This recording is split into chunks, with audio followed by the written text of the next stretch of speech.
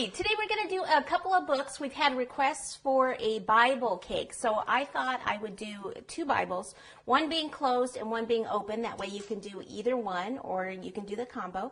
I am going to do some smaller cakes, but you can do the same thing only in a larger version.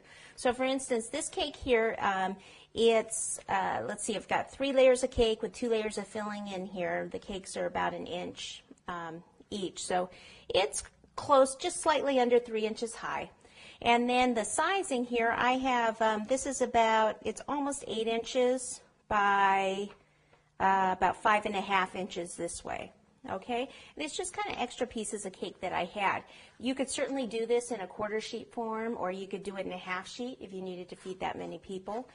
But if you're doing both Bibles, one open, one closed, you might only need to do smaller versions anyway.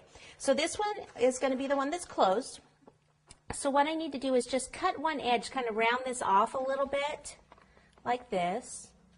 And then I want to cut in here at the bottom also, a little bit, right about there. And see where that cake board, this cake was built on a cake board that's the same size as the cake. Now that I've cut that though in here a little bit, I need to trim this board just a tiny bit. Let me just get this filling kind of out of the way.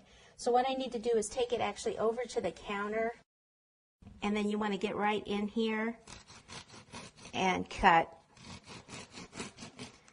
Suppose you can make the board a little bit smaller knowing that you're going to cut this off, but I never think of that ahead of time.